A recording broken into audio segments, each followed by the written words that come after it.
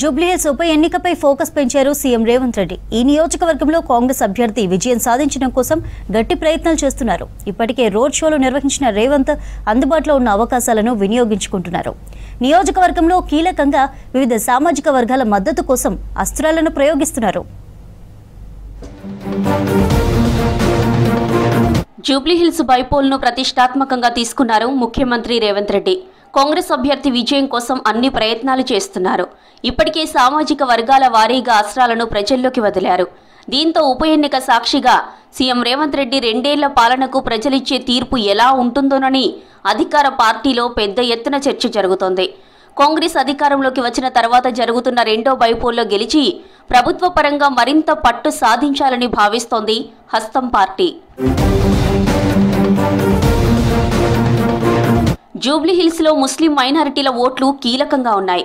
వీరే గెలుపు ఓటములను ప్రభావితం చేస్తారని అంచనా వేస్తున్నారు. 2023లో జరిగిన అసెంబ్లీ ఎన్నికల్లో కాంగ్రెస్ పార్టీ తరపున మహమ్మద్ అజారుద్దీన్ పోటీ చేశారు. ఆయన 64,000కు పైగా ఓట్లను సాధించారు. ఈసారి ఎంఐఎం కాంగ్రెస్కు మద్దతు ఇస్తోంది. మరోవైపు మైనారిటీ నేత అజారుద్దీన్ను కేబినెట్లోకి తీసుకున్నారు సీఎం రేవంత్ రెడ్డి. దీంతో ముస్లింల ఓట్లు తమకు కలిసి వస్తాయని భావిస్తోంది అధికార పార్టీ. మొన్నటి లోక్సభ ఎన్నికల్లో జూబ్లీహిల్స్ అసెంబ్లీ స్థానంలో కాంగ్రెస్ పార్టీకి మెజారిటీ వచ్చింది. జూబ్లీహిల్స్ బైపోల్ అభ్యర్థి ఎంపికలో ముందు నుంచి ఆచితూచి వ్యవహరించారు సీఎం రేవంత్ రెడ్డి. రాష్ట్ర వ్యాప్తంగా బీసీ రిజర్వేషన్లపై చర్చ జరుగుతోంది. బీసీలకు స్థానిక సంస్థల ఎన్నికల్లో 42% రిజర్వేషన్లపై కాంగ్రెస్ సర్కార్ బిల్లులు పాస్ చేసింది. అవి రాష్ట్రపతి, గవర్నర్ దగ్గర పెండింగ్ లో ఉన్నాయి. దీంతో పాటు బైపోల్లో బీసీ అభ్యర్థిని తెరపైకి తెచ్చింది హస్తం పార్టీ.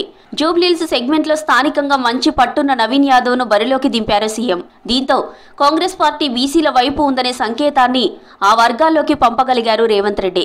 ఇక జూబ్లీహిల్స్ అసెంబ్లీ స్థానంలో కమ్మ సామాజిక వర్గం ఓట్లు కీలకంగా ఉన్నాయి.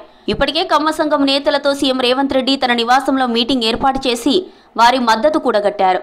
తాజాగా వెంగళరావు నగర్ డివిజన్ రోడ్ షోలో మైత్రివనంలో దివంగత ఉమ్మడి ఏపీ సీఎం ఎన్టీఆర్ విగ్రహాన్ని ఏర్పాటు చేస్తామని చెప్పారు. బైపోల్లో సామాజిక వర్గాల వారీగా సీఎం రేవంత్ రెడ్డి వదులుతున్న అస్త్రాలు తప్పకుండా వర్కౌట్ అవుతాయని లెక్కలు వేస్తున్నారు హస్తం లీడర్లు.